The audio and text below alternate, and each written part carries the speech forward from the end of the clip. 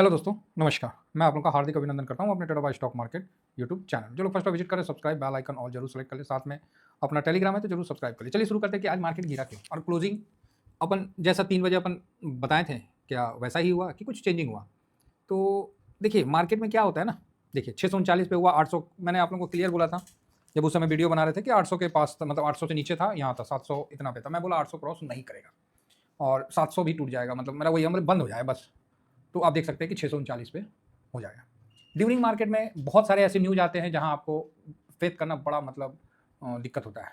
तो कोई नहीं, जानकारी होते रहना चाहिए कभी कुछ आ जाएगा, कभी कुछ आ जाएगा, तो इसका विशेष ध्यान रखने का है। तो यहाँ हम लोग मार्केट पे ये थे, तो मार्केट 1% मोटा मोटी सॉरी डाउन है। तो इसका क्या कारण क्या है?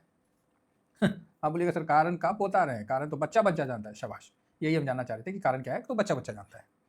तो सबसे पहले निफ्टी में 227 अंक की गिरावट और 23,639, ये कोई सपोर्ट नहीं है ना कोई रेसिस्टेंट है, बस बंद हो गया।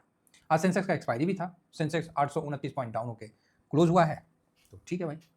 इंडिया विक्स इसी जगह आपको हाई होके 2% का हाई होके बंद हो गया। इंडिया विक्स 2% का अध 2152 पे बंद होने में, चलो जी बढ़िया बात है।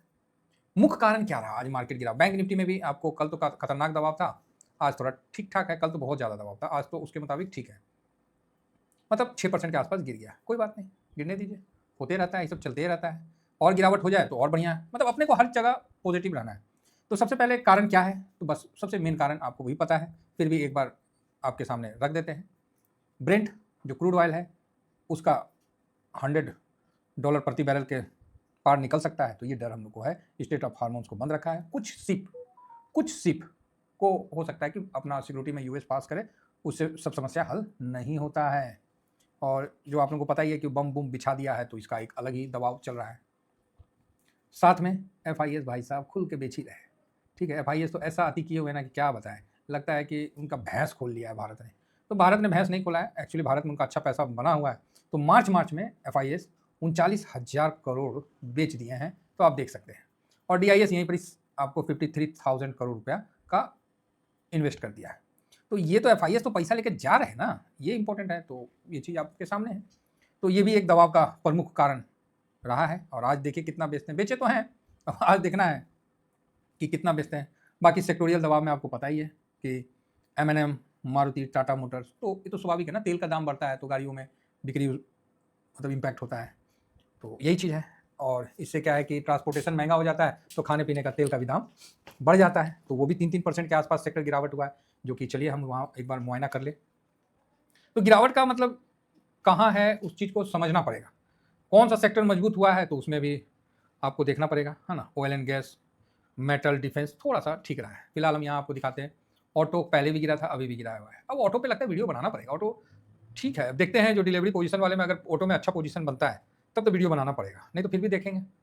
FMCG भी देखिए तड़ाक से टूटा हुआ, इसमें तो भाई साहब FMCG में तो ज़्यादा हुआ है, फिर भी गिर गया है। तो इसका भी आप लोग मतलब याद रखिएगा, ऐसा नहीं है कि ज़्यादा होने का ये मतलब नहीं होता कि भाव गिरेगा नहीं, भाव गिर जाएगा, भाव गिर सकता है, तो इसका भी विशेष ध्यान रखिए। तो रियल्टी, प्राइवेट बैंक, FMCG सारा मतलब दबाव बना दिया मोटे तौर पे। तेजी में कौन रहा? ऑयल एंड केमिकल, केमिकल का भी रेट बढ़ेगा ना, इसीलिए केमिकल थोड़ा तेजी में है। मीडिया तो एवी है, साथ में PSU बैंक में हल्का सा तेजी आपको 0.51 का रहा है, तो ठीक है। मेटल ओके है। IT भी थोड़ा सा, तो भाई IT में तो वीडियो बनाना ही बनाना है। IT में दबाव क्यों हुआ उसका भी बारे में बताएंगे, है ना। बाकी फार्मा तो ठीक है, चलेगा। देखिए एक चीज़ याद रखिएगा, स्विंग करने वाले जो फंड होते हैं ना, उस पर ज़्यादा विचार नहीं करना है, आया ले लेना है, नहीं आया थोड़ा सा आपको लग रहा है भय, निकल लेना है। फालतू का टेंशन नहीं लेने का है, समझे ना। कैश रहेगा कभी भी आप हैंडल कर लोगे, कैसे नहीं रहेगा तो मुंह ताकते रह जाओगे, समझ गए ना। कैश नहीं रहेगा तो कौन चीज़ करोगे, मुंह ताकोगे, और जब मुंह ताकोगे तो फिर कांड हो जाएगा तब तक। फिलहाल यहाँ पर 99.47 पे आपको ब्रेंट दिख रहा है, ये भी अच्छा नहीं है। तो आज देखिए दबाव कैसे कैसे मार्केट पे बना है। रुपया आज लो पे लो लगा दिया, 92 36 का ना, रुपया ने आज लो लगाया। यस, 92.36 का आज का लो छुआ है। अब आप बताओ कहां से तेजी आएगी। तो ये सब कारण मिला के मार्केट को, तो सर मार्केट फिर दिन के लो पे क्यों नहीं बंद हुआ? भाई मार्केट ओवरबॉट हो गया था, ओवरसोल्ड हो गया था, तो भाई एक बार बाउंस बैक आ गया, है ना, एक बार बाउंस बैक आ गया। और बाकी इंडिया विक्स के तहत हम लोग आपको जो डाटा बताए थे, मतलब कितना एक्यूरेट रहा। ऐसे कभी कल तुक्का लग जाता है, हम लोग का भी तुक्का लग जाता है। हम कभी नहीं बोलेंगे कि हम मार्केट बहुत जानते हैं, ना हम लोग का तुक्का लग जाता है। ये देखिए 554 और घूमा कहाँ है 23,556 है। भाई साहब आपके सामने है। अगर कसम से बता रहे अगर ये कोई न्यूज चैनल रहता ना, कोई एंकर ऐसा आपको डाटा निकाल के दे देता और घूम जाता, भाई साहब सही बता रहे वो तो टीआरपी ना पता ना क्या ले लेता। ये देखिए आज का लो कितना है 23,556। और ये देखिए ठीक है 23,554 8:27 में दे दिए। तो क्या ये हमेशा सही होगा? नहीं, हमेशा सही नहीं होता है। इसीलिए मैं आप लोगों को बोला था कि भाई लकीर का फकीर मत बन जाइएगा। एक दिन सही हो गया तो इसका ये मतलब नहीं कि हर दिन सही हो जाए। ठीक है, नजर रखना पड़ता है। हर किसी का अपना दौर आता है तो उसके दौर को पहचानना पड़ता है।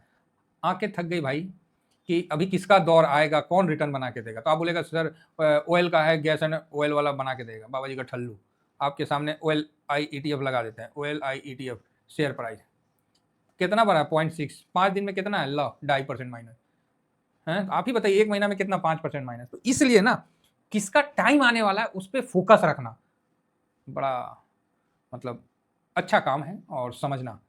और मेरा काम है कि भाई फोकस रखना है और आएगा तो आप लोगों को बता देना। ठीक है, क्योंकि उससे क्या होगा कि आपको भी बेनिफिट होगा ना। ये देखिए बैंक निफ्टी गिरा हुआ था, मिड कैप और नेक्स्ट 50 प्लस में रहा तो अच्छी बात है। साथ में ब्रॉडर मार्केट में सबसे ज़्यादा टूटा हुआ 100 था, बाकी नॉर्मल टूटा हुआ था, ऐसा नहीं। तेजी में इंडिया विक्सी या माइक्रो कैप है बस, और तो कोई मतलब। सेक्टोरियल तो बता ही दिए। अदर्स में ट्रांसपोर्टेशन लॉजिस्टिक टूटा हुआ है तो लॉजिस्टिक पे तो लोड पड़ेगा ही पड़ेगा। हालांकि निफ्टी में बहुत कम वेट है। Mobility, growth sector, India consumption, ये सब गिरे हुए हैं। कम गिरा हुआ में कौन सा था? एनर्जी। ओ एनर्जी भागा हुआ है ना। CPSE भाई साहब, PSE सब सरकारी कमोडिटी, क्या बात है। रेलवे भी आज तो बढ़िया था। अच्छा इंफ्रा भी ठीक था। ओके तो मतलब जो हम लोग का एक बार देख लेते हैं CPSE कितना भागा है। CPSE ETF है, ओहो 1.5% अप है 5 दिन में, मतलब सारा रिकवर कर लिया है। चलो अच्छी बात है। तो हम लोग CPSE में तो स्विंग करते हैं तो इस पर भी हम वीडियो बनाएंगे। ICICI B22 भाई इसको लॉन्ग टर्म में रख लिया है। इसका इंडेक्स जो है BSE पे है और NSE पे तो नहीं है फिलहाल। BSE पे तो कोई नहीं, कहीं भी रहे। फिलहाल यहाँ देखिए गिरा हुआ है 5 दिन में। CPSE कवर हो गया, ये कवर नहीं हुआ है तो ये भी होगा, ऐसा नहीं है कि ये गिरा ही रहेगा। CPSE हम लोग के लिए स्विंग के लिए सबसे परफेक्ट है क्योंकि CPSE में सब सरकारी कंपनी है और ICICI B20 में वो है जिसमें सरकार का होल्डिंग है। तो ये चीज़ है, गिरावट में वो ज़्यादा गिरता है, ये कम गिरता है। तो बढ़िया है, कुल मिला के ठीक ठाक है। तो आज का मार्केट का मेन मतलब वही रहा है कि ऑयल ही छाया हुआ है। बाकी ईरान भी मान नहीं रहा है, अपने तरफ से प्रतिकार रुख अपनाया हुआ है, फर्स्ट क्लास विरोध कर रहा है। वो बोल रहा है कि हम सब मतलब युद्ध रोक देंगे। अभी ये देखिए तेल टंकर मार के बाएं बाएं कर दिया।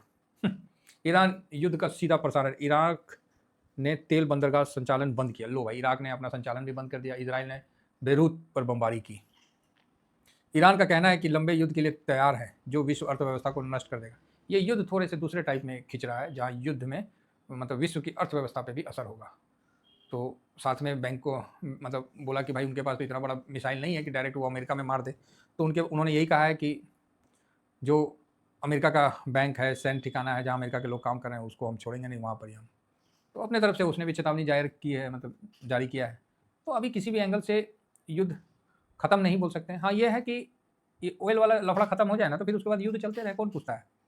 जहाज़ों पर हमला तेज करने से तेल आपूर्ति में ऐतिहासिक मतलब रुकावट होगी। मतलब ईरान द्वारा जहाज़ों पर हमला किया जा रहा है जिस कारण से आप देख रहे हैं और एक एक कंटेनर शिप समझ रहे हैं। और सबसे बड़ी बात है कि इसमें इंश्योरेंस भी नहीं दे रहा है इंश्योरेंस कंपनी अमेरिका का। वो पहले हाथ झाड़ लिया कि नहीं ये बैंड है, इस रूट से कोई जाएगा तो हम उसको इंश्योरेंस नहीं देंगे। तो जिसका लॉस होगा तो भाई कंपनी मालिक का जाएगा। और मालिक इतना बड़ा लॉस अपना सहेगा? आप ही बताइए। तो ईरान ने अमेरिका और इजराइल के साथ युद्ध समाप्त करने के लिए 3 शर्तें रखी। तो अपना अपना शर्त रख रहा है, ठीक है, चल रहा है। हम लोग को ईरान और अमेरिका युद्ध का जो अपडेट है ना कहीं से नहीं, बस यहाँ कच्चे ब्रेंट से देख लेना है। ब्रेंट बढ़ गया, हम लोग के समय 97 था, अभी 98 हो गया। ये बढ़ रहा है तो समझ जाइए मार्केट में युद्ध में कोई सुधार नहीं हुआ है। ये घटने लगेगा तो समझिए कि सुधार होने लगा है। फिलहाल इतना ही कहकर अपनी वाणी को विराम देता हूँ। Thank you very much. जय हिंद, जय भारत।